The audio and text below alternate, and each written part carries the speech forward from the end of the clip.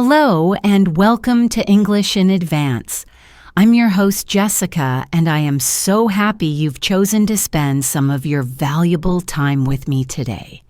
It truly means the world to me that you are here, ready to learn and grow. Whether you are on your morning walk with the sun just beginning to warm the world, commuting to work, watching the scenery fly by, taking a quiet moment for yourself at home with a cup of tea, or perhaps just looking for a way to make your daily chores a little more interesting. I want you to know that you are in the right place and you are most welcome. My goal for our time together is to offer you something both helpful and enjoyable. Something that not only enriches your mind but also helps you on your wonderful journey of learning the English language. Today we are going to dive deep into a topic that touches almost every single one of us at some point in our lives. It's a challenge that can feel like a heavy weight, an invisible chain holding us back from our true potential. We are going to talk about how to stop procrastinating. Now, that word, procrastination, might sound a bit long or complicated.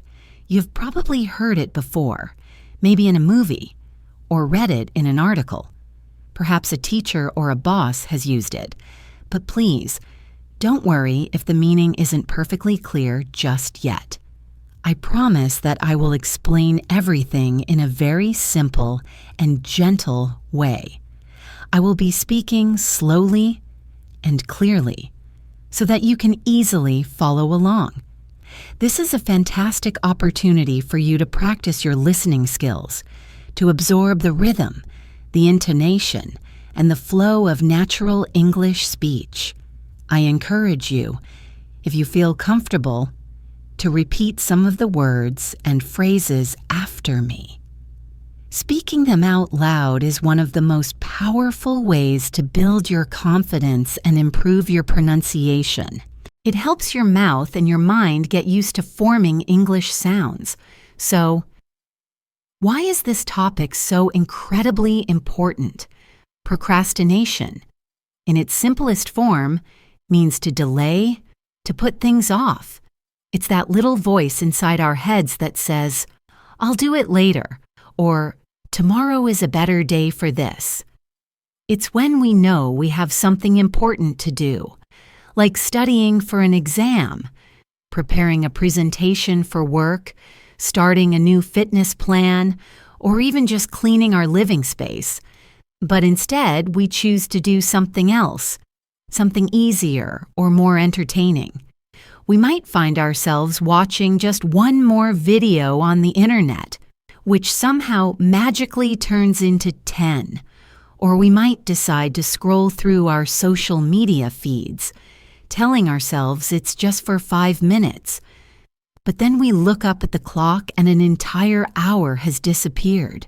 We've all been there, haven't we? It's a very human experience, a shared struggle that connects us all. The reason we need to talk about this is because when procrastination becomes a regular habit, it can quietly start to fill our lives with stress, anxiety, and a persistent feeling of guilt. We feel tired not from working hard, but from the constant mental energy we spend worrying about the work we are not doing. We feel disappointed in ourselves for not finishing what we started. This is why learning how to understand and overcome procrastination is more than just a productivity trick. It's a profound act of self-care. It's a way to become more focused, more organized, and ultimately, more confident in ourselves and our abilities. It's about freeing up your mental space so you can truly enjoy your life. If you are here to improve your English, and you are also someone who wants to build a better, more fulfilling life, then this episode is designed especially for you. As you listen, I want you to pay close attention not just to the ideas, but to the language I use to express them. Notice the sentence structures, the new vocabulary, and the way words connect to form a clear message. If you hear a word or a phrase that you don't understand the first time, that is perfectly okay. In fact, it's a good sign. It means you are challenging yourself and learning something new. The wonderful thing about listening to a podcast is that you are in complete control. You can pause, you can rewind a few seconds, and listen again as many times as you need. You can learn at your own pace, in your own time, in your own space. In this episode, we will embark on a journey together. First, we will explore exactly what procrastination is, and just as importantly, what it isn't. Then, we will look at the hidden reasons why we procrastinate, the secret fears and feelings that drive this very human behavior. After that, I will share some very simple, practical, and effective strategies that you can start using today to stop it in its tracks. And to make it all come to life, I will share a short, relatable story with you. My deepest hope is that by the end of our time together, you will not only have learned something useful for your life, but also feel that your English skills have taken a small but significant step forward. So, are you ready to begin? Let's take a deep breath together. In through the nose and out through the mouth.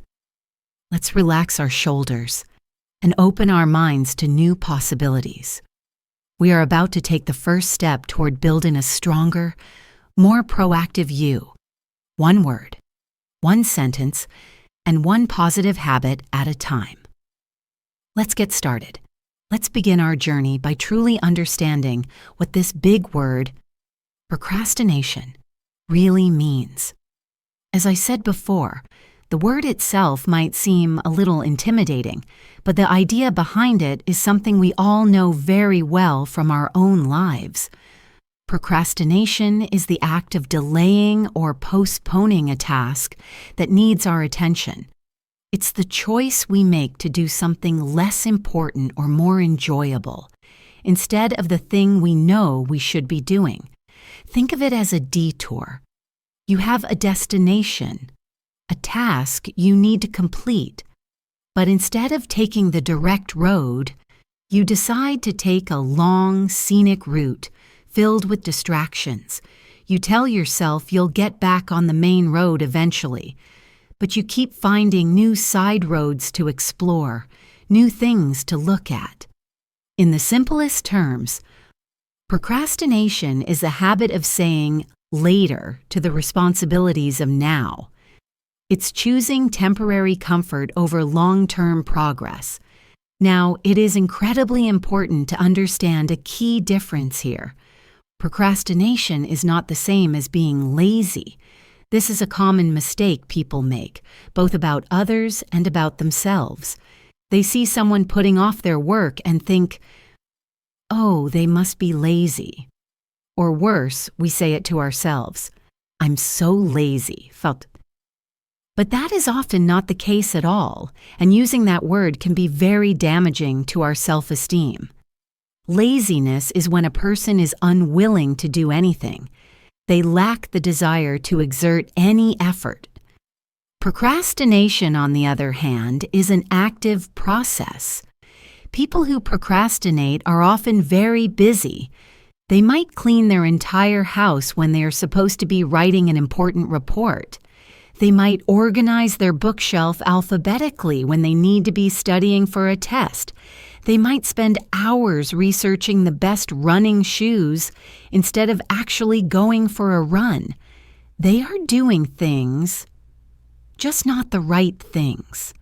They are choosing to avoid a specific task, usually for a deeper emotional reason that has nothing to do with a lack of energy.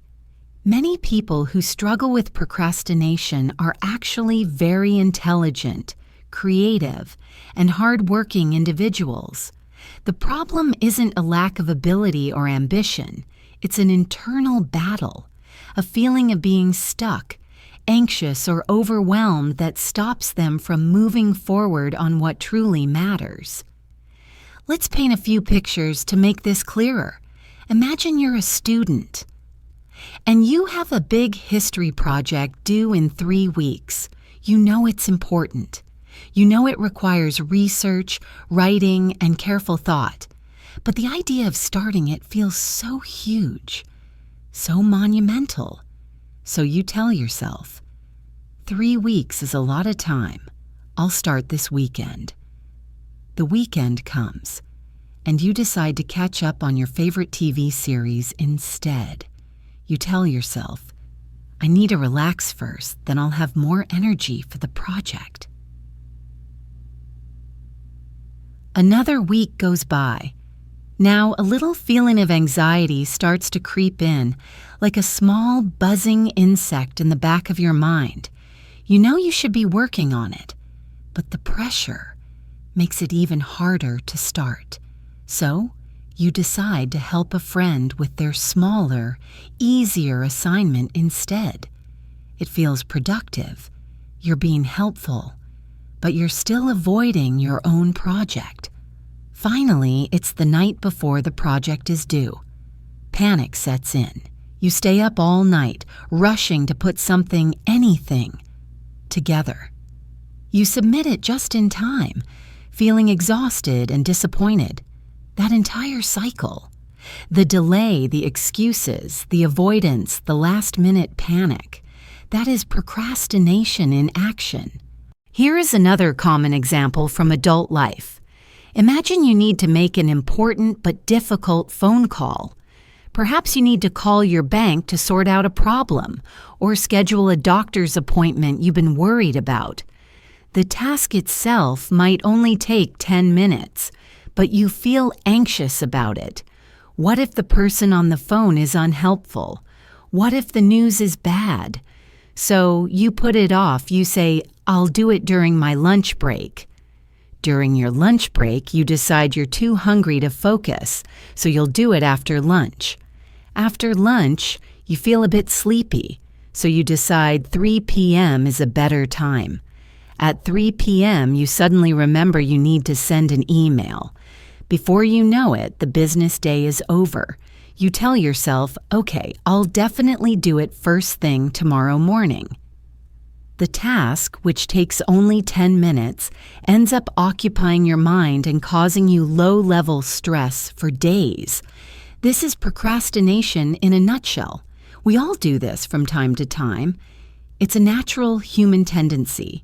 Our brains are wired to seek pleasure and avoid pain or discomfort. An important task often feels difficult, boring, or challenging. It represents delayed gratification, meaning we have to work now to get a reward later. On the other hand, checking our phone, watching a funny video, or eating a sweet snack provides instant gratification. It gives us a small, immediate hit of a feel-good chemical called dopamine in our brain. Our brain in that moment often chooses the easy, instant pleasure over the difficult, long-term reward. This is why procrastination can feel like such a powerful force. It's a battle between what we want now and what we want most. This habit can deeply affect our lives. When we constantly delay our tasks, stress builds up like a gathering storm cloud. The pressure of an approaching deadline can feel suffocating. The quality of our work suffers because we rush through it, leaving no time for thought, review, or improvement. This can lead to lower grades in school, missed opportunities at work, and a general feeling of being behind in life. But perhaps the most damaging effect of procrastination is what it does to our self-esteem. When we repeatedly break promises to ourselves, we start to lose trust in our own abilities. We might begin to believe the negative thoughts in our head, I can't finish anything. I'm not disciplined. I always mess things up. Over time, this can erode our confidence and dim our inner light. But I want to share some good news with you. Some very, very good news. Procrastination is a habit, and like any habit, it can be changed. It is not a permanent part of your personality. You are not a procrastinator. You are a person who has fallen into the habit of procrastinating, and you, yes, you, have the power to build new, better habits. It doesn't require a massive overnight transformation.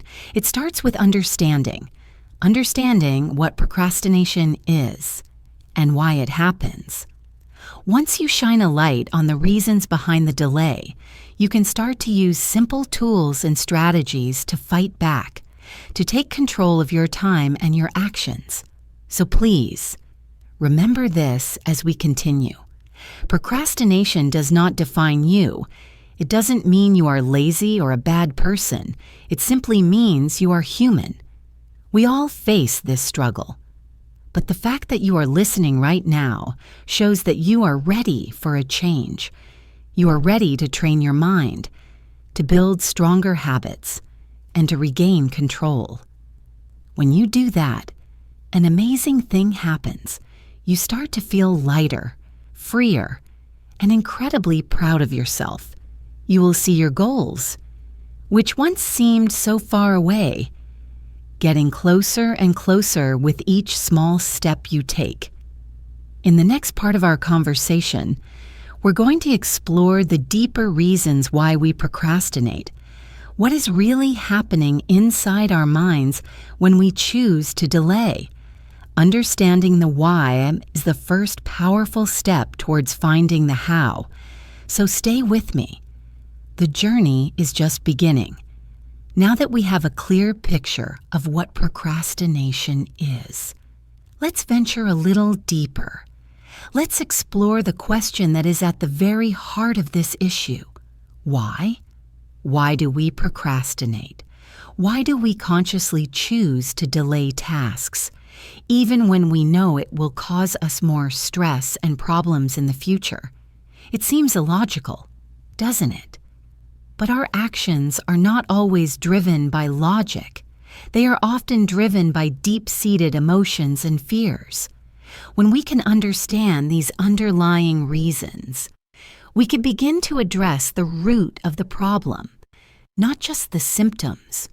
One of the most powerful and common reasons we procrastinate is the fear of failure. This is a big one. Imagine you have a dream to start your own online business. You have a great idea. You're excited about it, but you never take the first step. You don't create the website. You don't reach out to potential customers. Why? Because a voice in your head starts whispering, "What if no one likes my product? What if I invest all this time and money and it fails? What if people laugh at me?" These thoughts are terrifying. The possibility of failing, of not being good enough, can feel so overwhelming that it paralyzes us. So instead of trying and possibly failing, we choose to do nothing at all. By not starting, we protect ourselves from the pain of potential failure. If you never try, you can never fail. Procrastination becomes a shield, a defense mechanism to protect our ego. It's the same with learning a new language.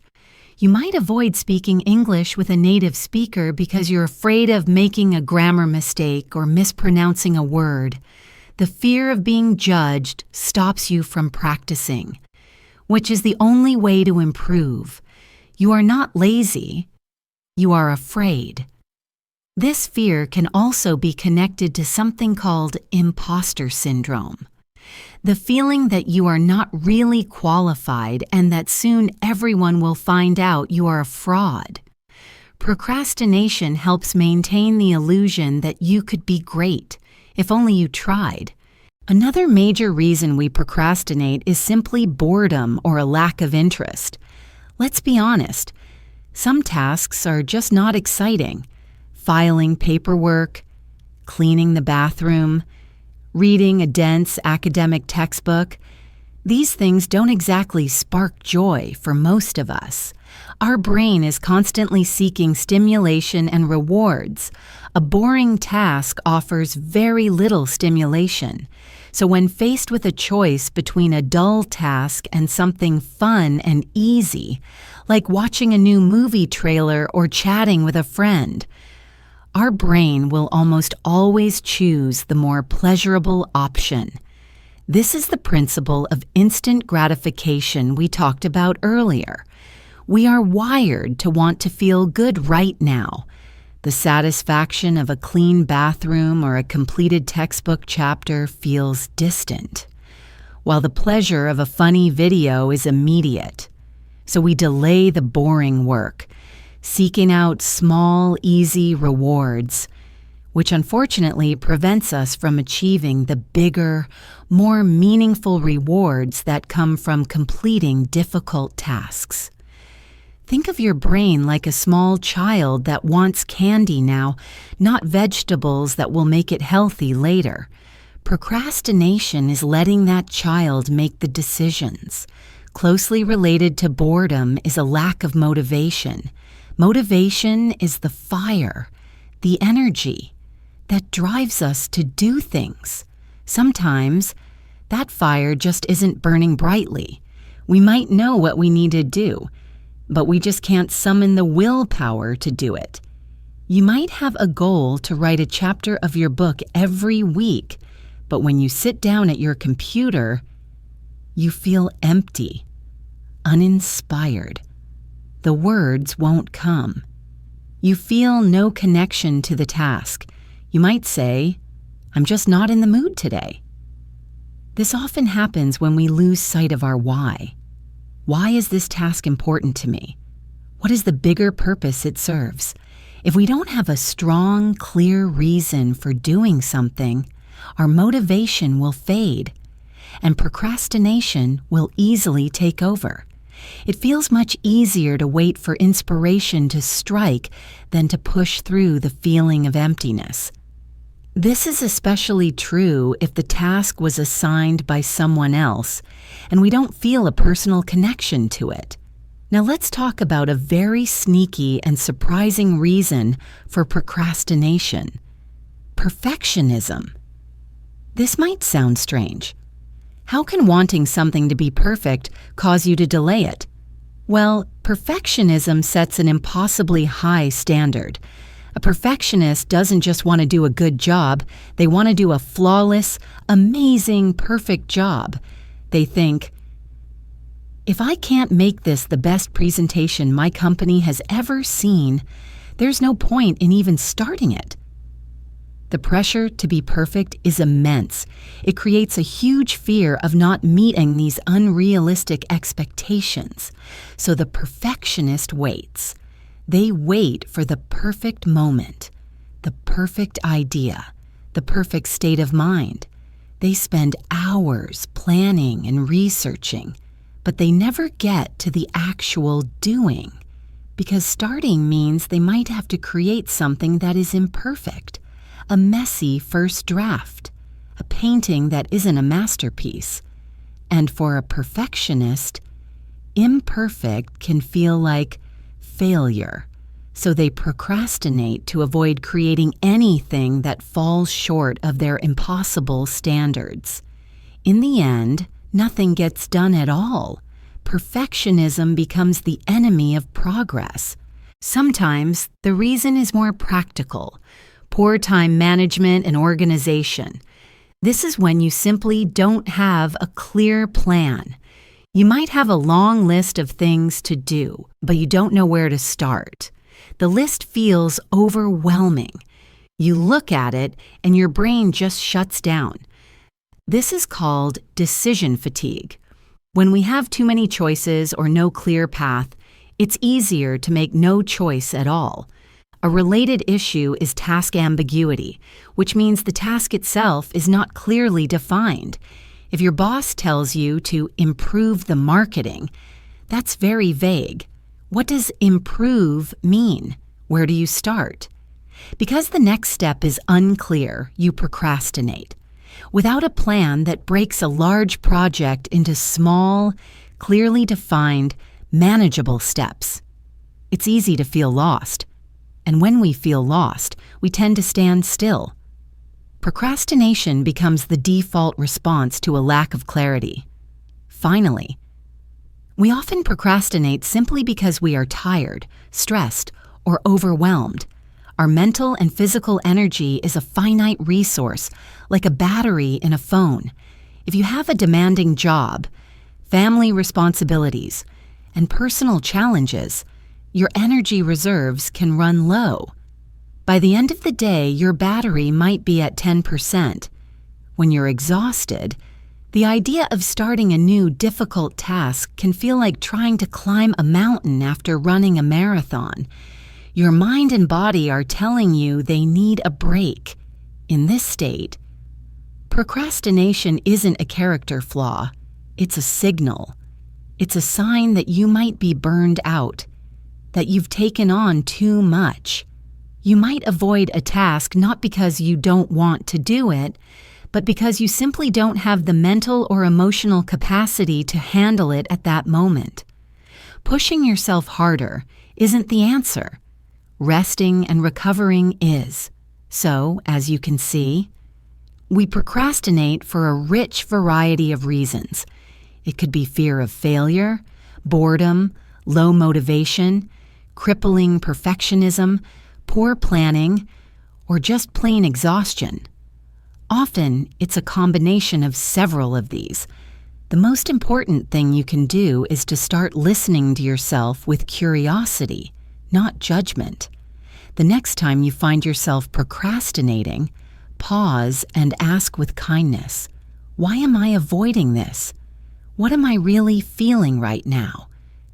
Is it fear? Is it boredom? Am I feeling overwhelmed? Understanding your personal why is the key that unlocks the door to change. You are not alone in these feelings. They are part of the shared human experience. But the wonderful news is that once we identify the cause, we can choose the right solution.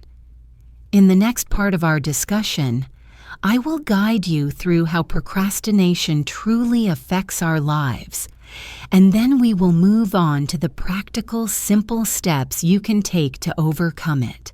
Let's continue this journey together. Now that we have explored the deep-seated reasons behind procrastination, let's turn our attention to its consequences. How does this habit of delaying actually affect our lives? At first glance, putting something off might seem like a small, harmless choice. We might think, what's the big deal if I do it tomorrow instead of today? But procrastination is like a tiny seed. If you let it grow, its roots can spread into every area of your life, creating problems that are much bigger than just a missed deadline. It can impact our education, our career, our personal aspirations, our relationships, and even our health. Let's take a closer look at these effects. First, let's consider the world of school and education. For a student, procrastination can be a constant source of stress. Many students fall into the trap of waiting until the last minute to study for a big exam or to write an important paper. They operate under the illusion that they have plenty of time.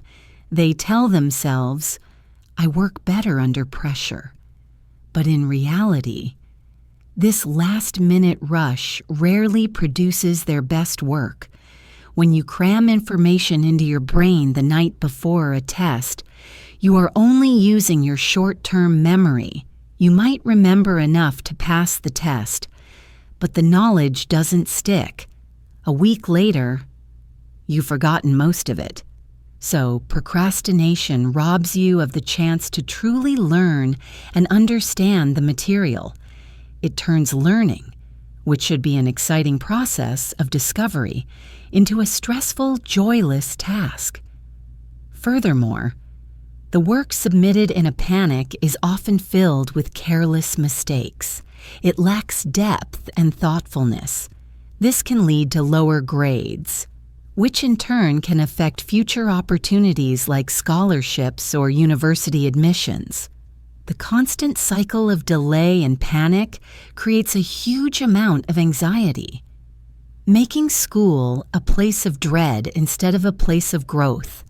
The impact of procrastination is just as significant in our professional lives, in the workplace. Delaying important tasks can have serious consequences. When you consistently put off your responsibilities, your work starts to pile up. This can lead you to miss important deadlines, which can disappoint your clients, your colleagues, and your boss. Your team may be depending on you to complete your part of a project, and when you delay, you create a bottleneck that affects everyone else. This can damage your reputation. People might start to see you as unreliable or not a team player. Over time, this can limit your career growth. You might be overlooked for promotions, challenging new projects, or raises, because management doesn't have confidence in your ability to deliver on time. Beyond that, the stress of always being behind at work doesn't just stay at the office. You might find yourself working late, taking work home on weekends, and constantly thinking about the unfinished tasks you've been avoiding. This blurs the line between your work life and your personal life, leading to burnout, fatigue, and a lack of joy in your career. The habit can also have tangible financial costs.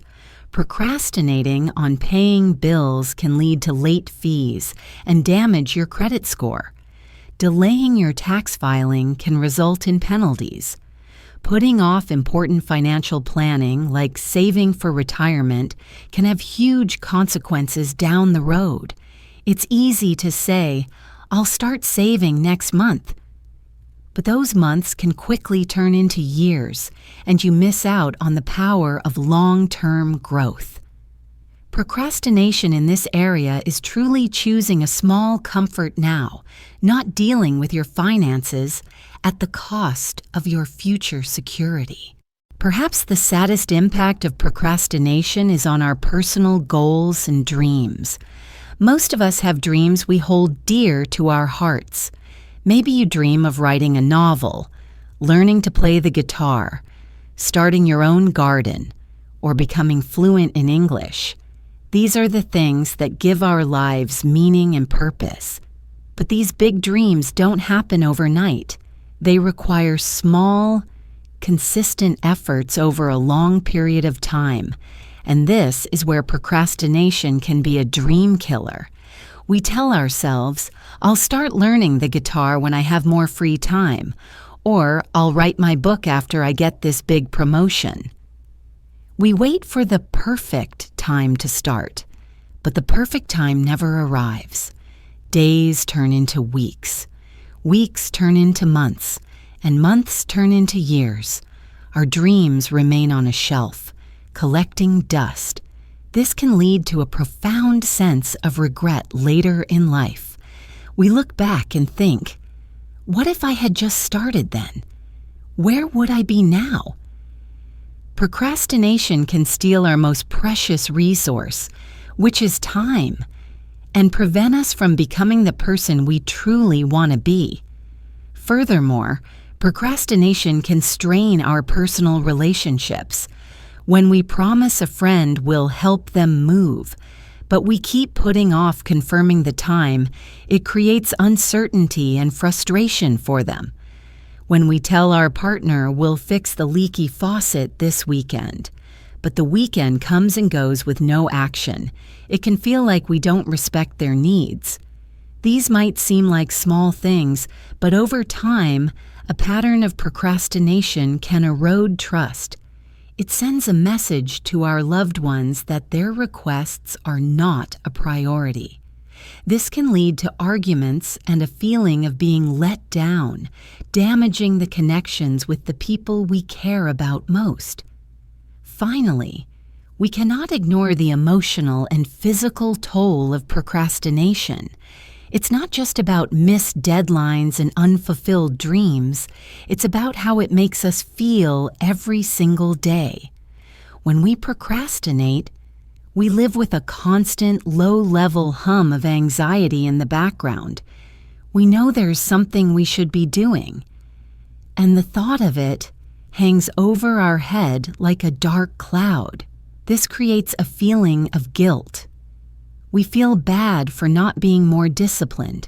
We get angry with ourselves for wasting time. This internal conflict is emotionally exhausting. It can seriously damage our self-confidence. We start to internalize the idea that we are lazy or incapable. This negative self-talk becomes a vicious cycle. We feel bad about ourselves, so we lack the energy to start a task, which makes us procrastinate more, which makes us feel even worse about ourselves. This chronic stress can also manifest physically. It can lead to problems like insomnia, headaches, digestive issues, and a weakened immune system. We feel constantly tired, not from physical exertion, but from the mental weight of all our unfinished business. So, as you can see, procrastination is far from a harmless habit. It is a powerful force that can create stress in our studies, hinder our careers, block our personal growth, damage our relationships, and negatively impact our mental and physical well-being. But I am not telling you all of this to make you feel discouraged. Quite the opposite. My goal is to show you how serious this is, so that you feel empowered to make a change. By understanding the true cost of procrastination, we find the motivation to fight back. You are not stuck with this habit forever. You can change your relationship with work, with your goals, and with yourself. In the next, and most important part of our podcast, I will share simple, practical, and actionable tips to help you break free from the cycle of procrastination and take back control of your time, your energy, and your future. Are you ready to learn how? Let's move forward together. We have arrived at the most practical and hopeful part of our conversation today. We've explored what procrastination is, why we do it, and how it affects us. Now, let's focus on the solutions. How can we actually stop procrastinating? How can we move from being stuck in a cycle of delay to becoming someone who takes consistent, confident action? The good news is that you don't need a complicated system or a complete personality change. The secret lies in taking small, simple steps.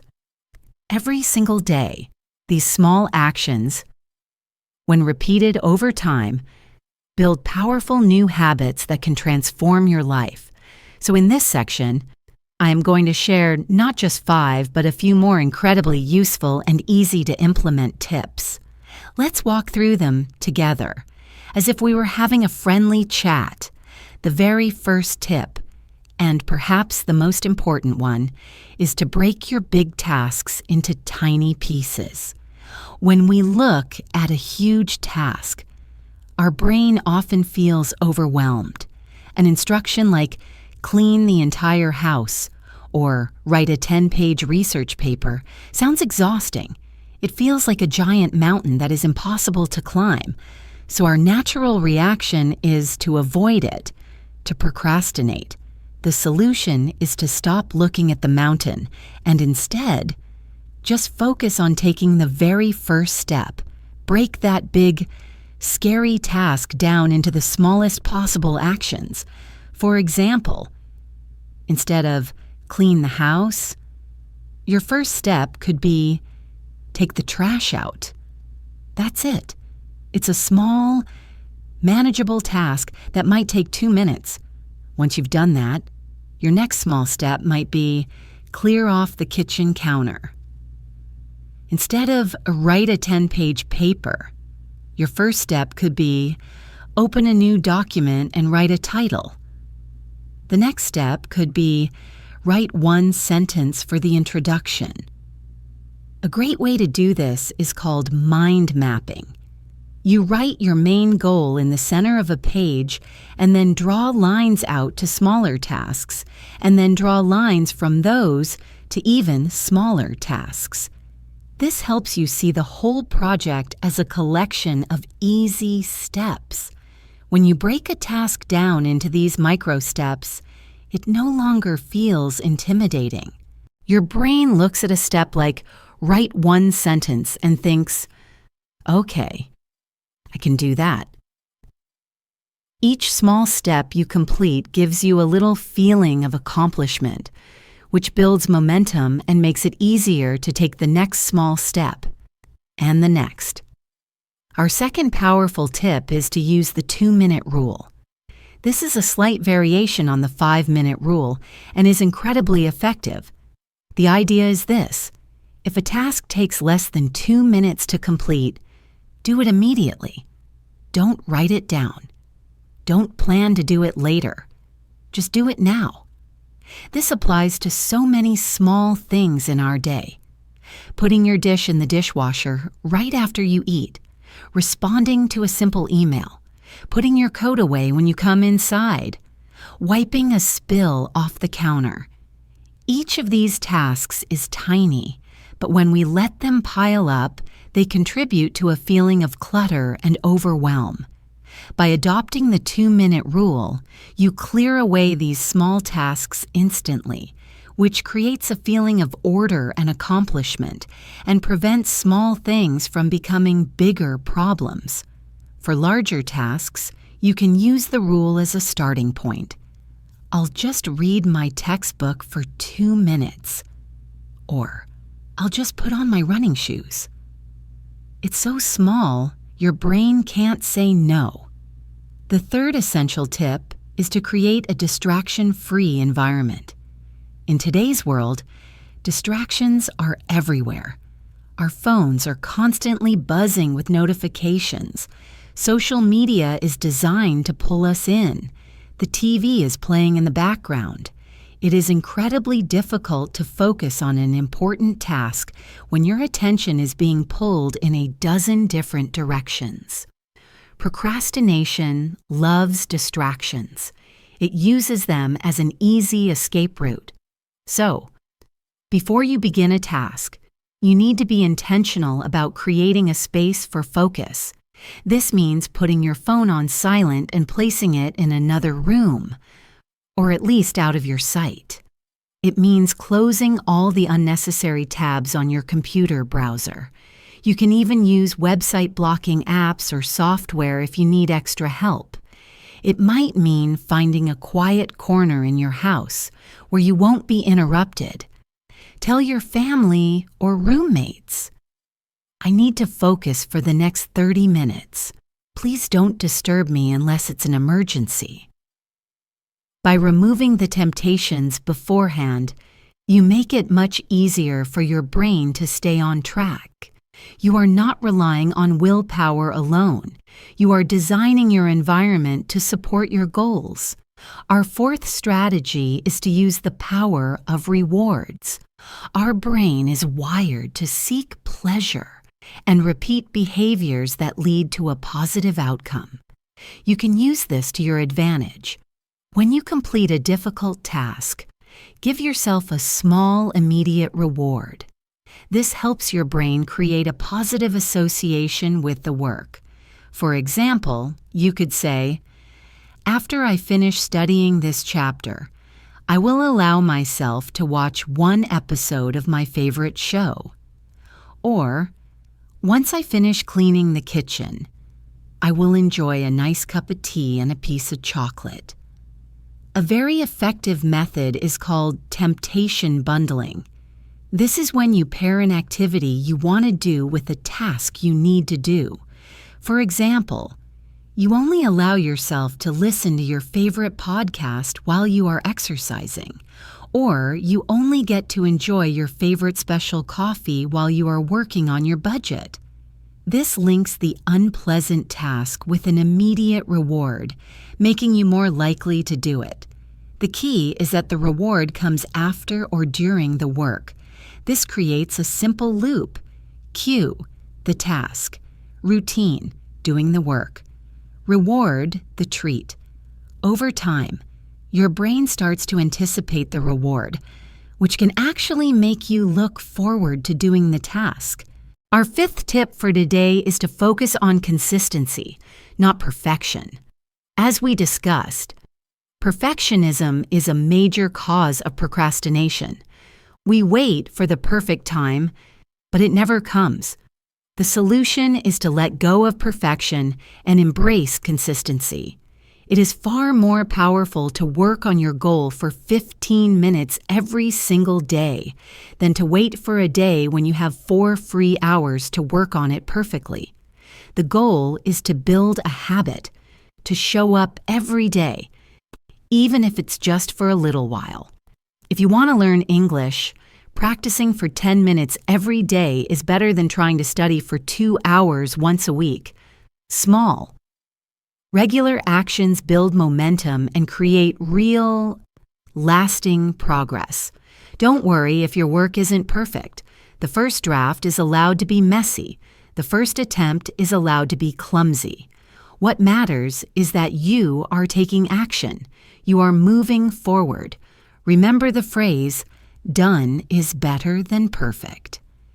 And a final bonus tip, practice self-compassion. This might be the most important tip of all. You are going to have days where you procrastinate. It's inevitable. You're human.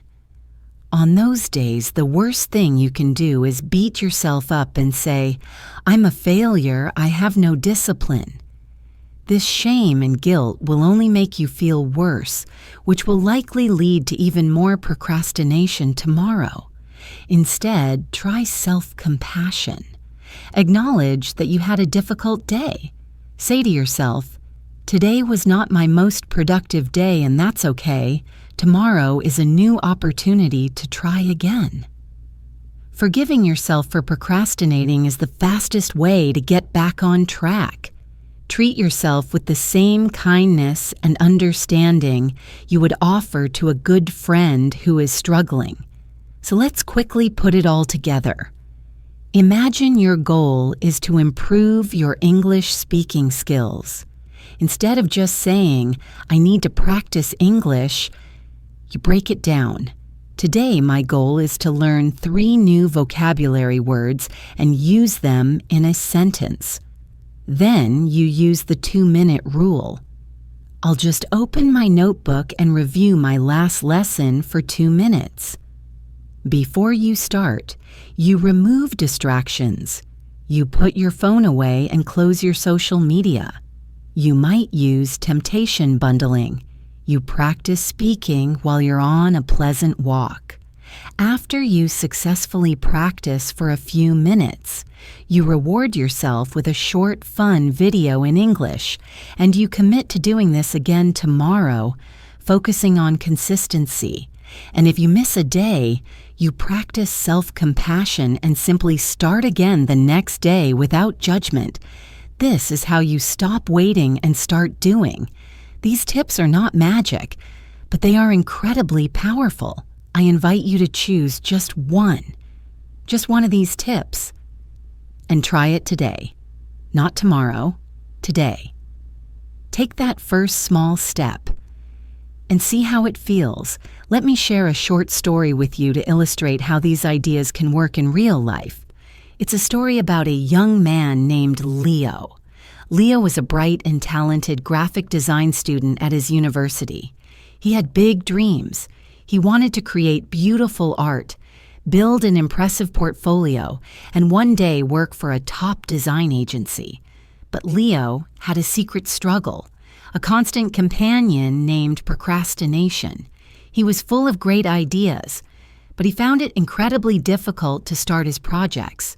His mind would tell him, "This has to be perfect. It has to be a masterpiece." One semester, Leo was given his most important assignment yet. He had to create a complete branding package for a fictional company. This included a logo, a website design, and marketing materials. It was a huge project, worth a large part of his final grade. His professor gave the class a full month to complete it. In his mind, Leo was excited. He thought, "A whole month? I have so much time. I'm going to make this the best project the professor has ever seen." But the first week went by, and Leo did nothing. He told himself he was gathering inspiration. This meant he spent hours scrolling through design websites and social media, telling himself it was research. The second week passed. A small knot of anxiety began to form in his stomach. He knew he needed to start, but the project now seemed even bigger and more intimidating. The fear of it not being perfect was creeping in. He thought, "What if my idea isn't original enough? What if it looks amateur?" So instead of working on his big project, he did smaller, easier things. He organized all the files on his computer. He cleaned his apartment from top to bottom. He was busy, but he was avoiding the one thing that mattered. With only 1 week left, the anxiety turned into panic. Every time he sat down to work, his mind would go blank. The pressure to create something brilliant was overwhelming. He would open the design software, stare at the empty screen for a few minutes, feeling his heart beat faster, and then escape to watch videos or play games to relieve the stress, which only made the guilt worse. He was caught in a painful cycle. The final 2 days were a nightmare. Leo stayed up for almost 48 hours straight, fueled by caffeine and panic. He rushed through the design process, making hasty decisions and cutting corners. He managed to submit something just moments before the deadline, but he felt awful. It wasn't his best work. It was a shadow of the brilliant idea he had in his mind. When he received his grade, it was much lower than he had hoped for. His professor wrote a note that said, "Leo, the ideas here have potential, but the execution feels rushed and underdeveloped. I know you can do better." That comment hit Leo hard. He felt a deep sense of shame and disappointment in himself. He knew he was capable of so much more. That day, he decided that something had to change. He was tired of the stress, the panic, and the feeling of letting himself down. He started to read articles and watch videos about how to stop procrastinating.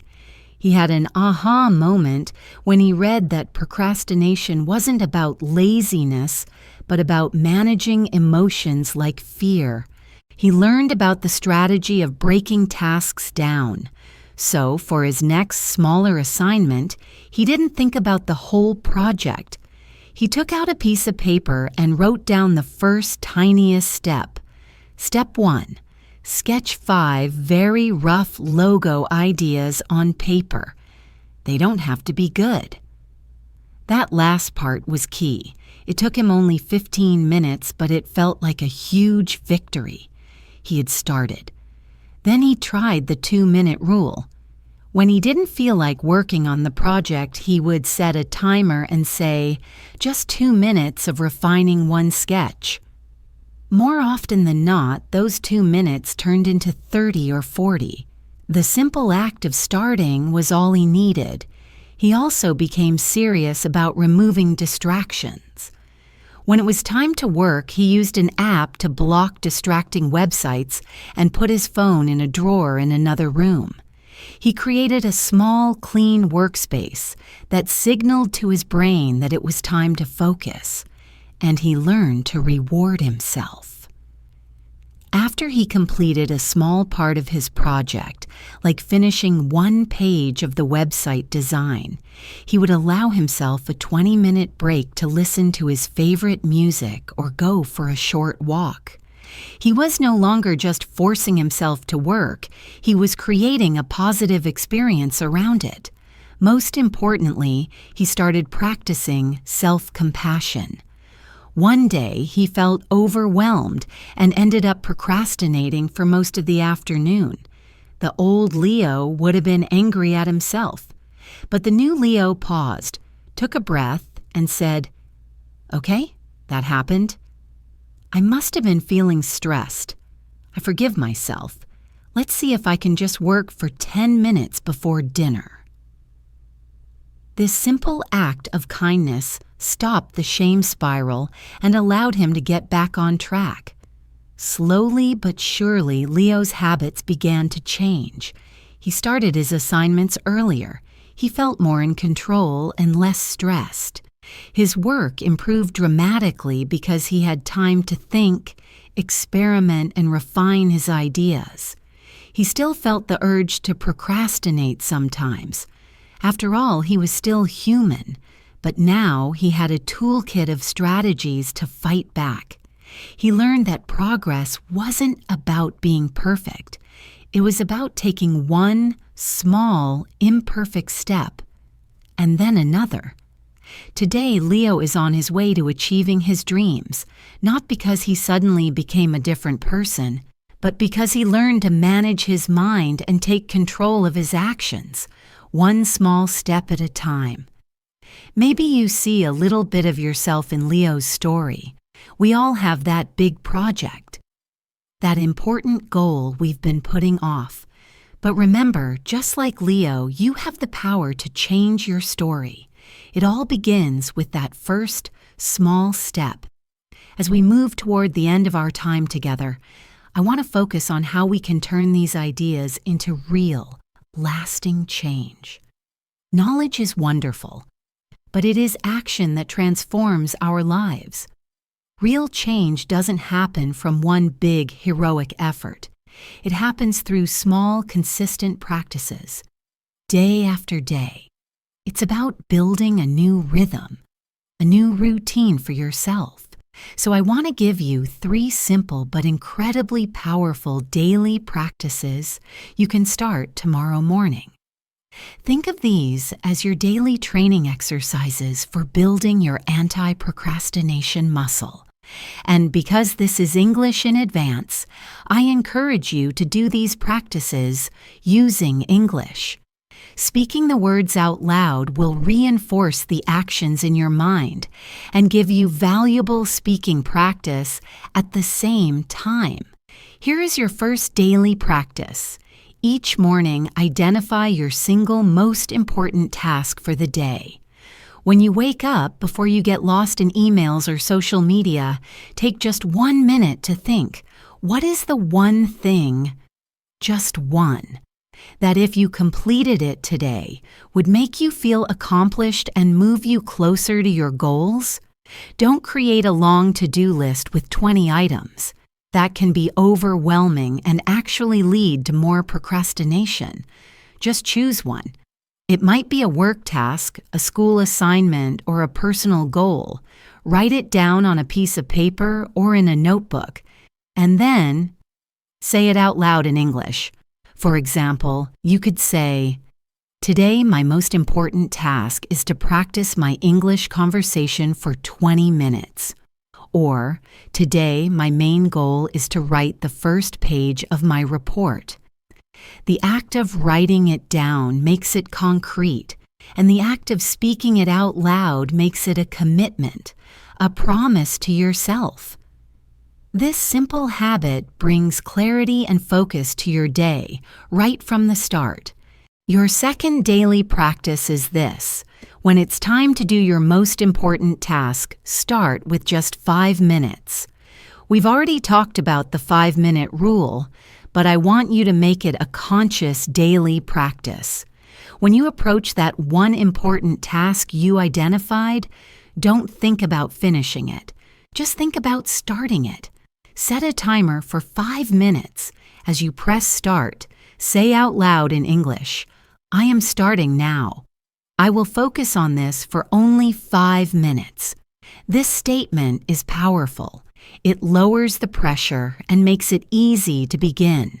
During those 5 minutes, give the task your complete attention. When the timer goes off, you have a choice. You can stop feeling good that you kept your promise and made progress. Or if you feel momentum, you can choose to continue. The hardest part is over. You've conquered the initial resistance. Making this a daily ritual trains your brain to understand that starting isn't scary. It's easy. And it's just 5 minutes. And your third daily practice is to celebrate your small win. After you have completed your 5 minutes of work, or after you finish your task for the day, it is crucial to acknowledge your effort. You need to give your brain that reward we talked about. This doesn't have to be a big celebration. It can be a simple internal moment of recognition. Take a deep breath and say to yourself out loud in English, "I did it." "I am proud of myself for taking action." Or "Good job, I moved forward today." You could also give yourself a small, tangible reward. Get up and stretch.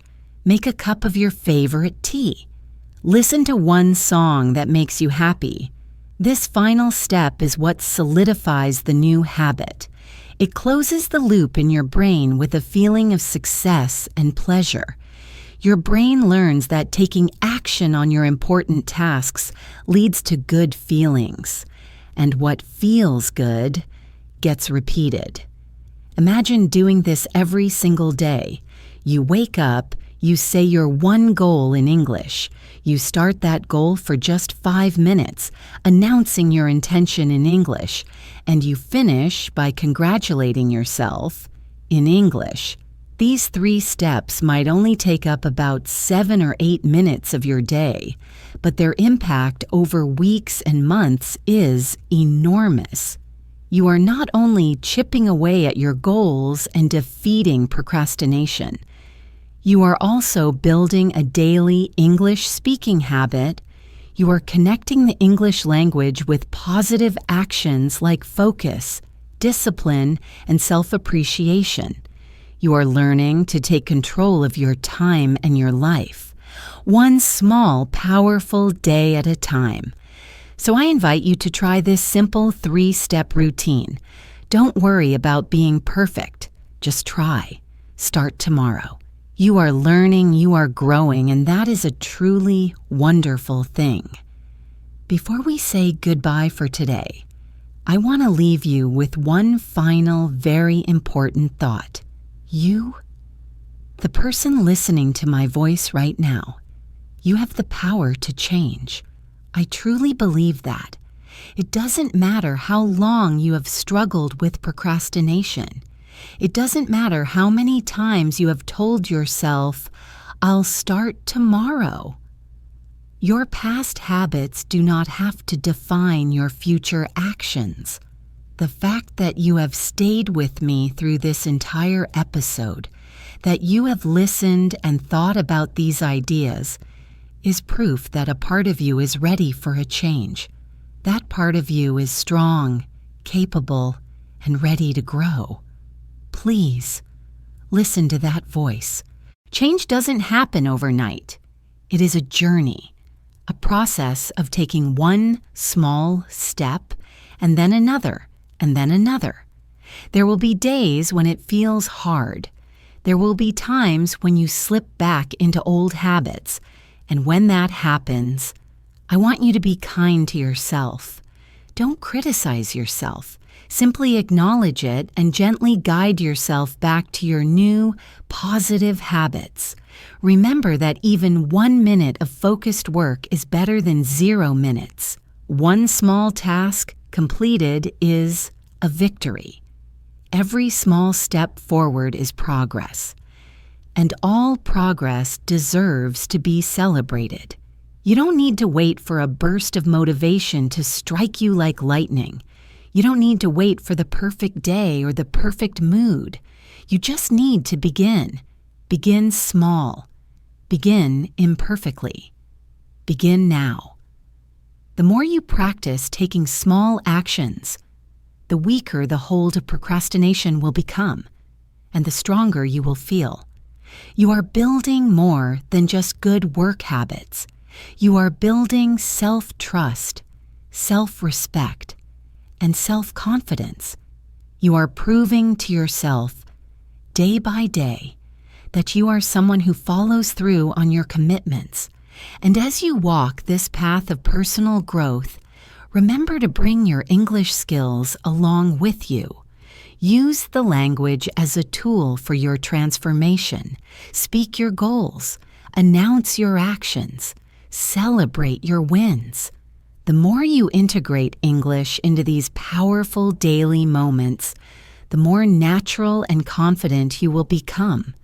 You are on two beautiful journeys at once: the journey to becoming more productive and the journey to becoming a fluent English speaker. That is truly something to be proud of. Thank you, from the bottom of my heart, for spending your time with me today here at English in Advance. I sincerely hope this episode has given you some comfort, some clarity, and some practical tools you can use. Remember, you are not alone on this journey. Millions of people around the world face this same challenge, and millions, just like you, are working every day to become a better version of themselves. You are strong, you are capable, and you can do this. Before you go, I have a small favor to ask. If you found this episode helpful and enjoyable, please consider supporting our channel, English in Advance. Your support allows us to continue creating simple, useful, and motivating content for English learners everywhere. First, please make sure you follow or subscribe to this podcast so you never miss a new episode. And please, turn on your notifications so you know right away when new content is available. That little bell icon makes a big difference. Second, if you know someone else who is learning English or who struggles with procrastination, please share this episode with them. You could be helping a friend, a classmate, or a family member take an important step forward. Third, if you are listening on a platform that allows reviews or comments, like YouTube or a podcast app, please take a moment to leave one.